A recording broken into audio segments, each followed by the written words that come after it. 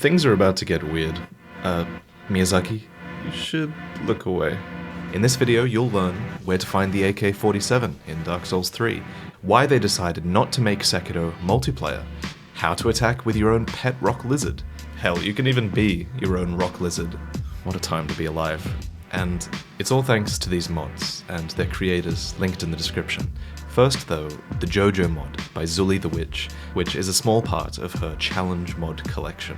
So, JoJo's Bizarre Adventure is a great anime that you should try and watch, where characters stand in fabulous poses and attack with creatures that are manifestations of their own energy, called stands.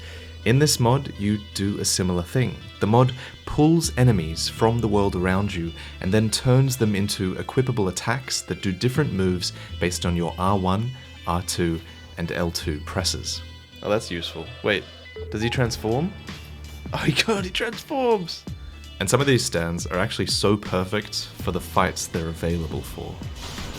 Some have buffs that they keep, some are powerful at range, and a lot of them are broken, admittedly. But the trickiest thing to manage is that a lot of them will get caught behind you, which leaves you pretty vulnerable when you need to attack, which means you end up using invincibility frames quite a lot because you can't beat them up without getting closer. Now, the stands you have available change as you go through the world. You'll gain new ones and lose old ones, so the persistent goal while you're playing this mod is always to just cycle through and find the most overpowered one for the level that you're in, and once you do, it's a lot of fun. And all in all, constantly unlocking new attacks as you progress through the game is just a great time, because you're constantly adapting your playstyle, and since you don't use weapons, you don't need to worry about upgrading your weapons with Titanite. And I mean, it's not like you were gonna get much Titanite anyway, let's be honest. But you know what's better than summoning powerful stands to defeat your enemies? Summoning a fully loaded AK-47 firing 600 rounds per minute with infinite ammo. The gun mod is by Forsaken Silver, and you can use it in conjunction with Zullie's challenge mod, which adds third-person mode and a high FOV first-person mode for maximum immersion. And another cool thing about this mod is that it can also be used in conjunction with the Cinders mod, which is one that we mentioned last time. And if you remember, the Cinders mod drastically changes the entire Dark Souls 3 experience, adding tons of new weapons, like the Drake Sword from the original Dark Souls. There are new spells, some are overpowered, and some are shit, and some are overpowered and shit.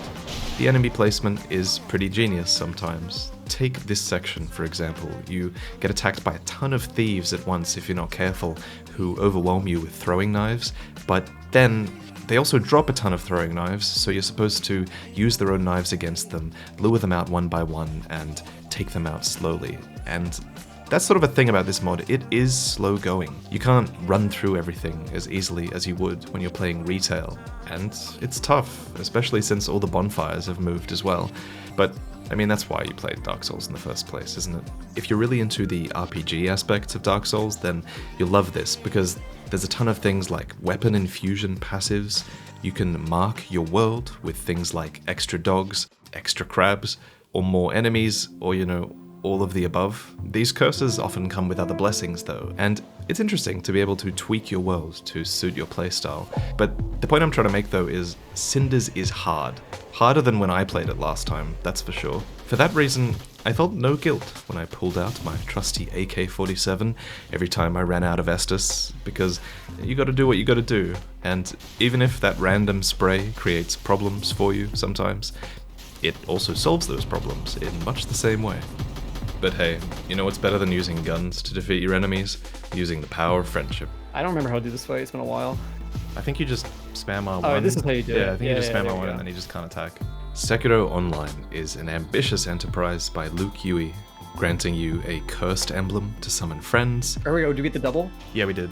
We got the double, we got the double. And a vengeful spirit to invade them. Impressively, it actually does a lot of things better in regards to online to a lot of the previous Souls games, since, for example, you can easily invite your friends to your world via Steam without needing to set passwords or put your summoning sign down in a random corner of the world, and your world progress, like defeating bosses, is actually shared between you and your summon, so you can almost do a playthrough together instead of being out of sync with the other person all the time.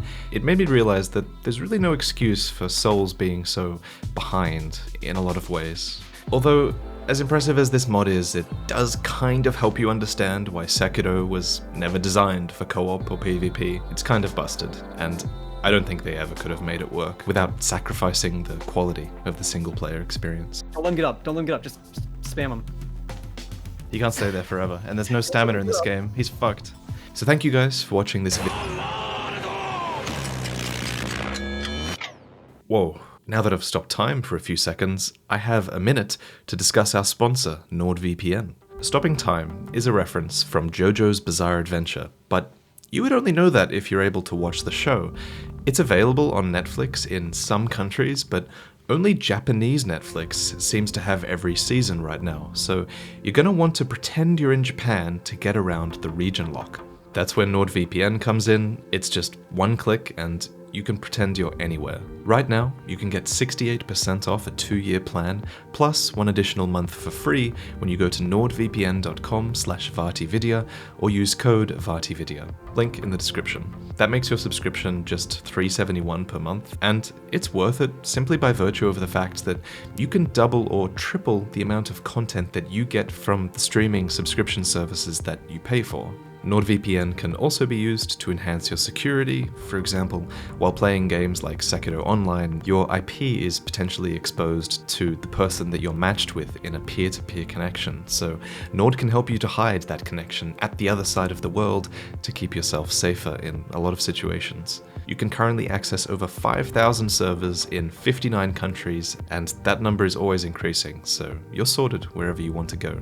So click the link in the description and go to nordvpn/VaatiVidya or use code VaatiVidya to help me out, and tell me in the comments what you use a VPN for. Maybe we can all figure out some of the shows that are only available to you in your countries and nowhere else. Let me know. Thank you for listening, and I'll see you next time.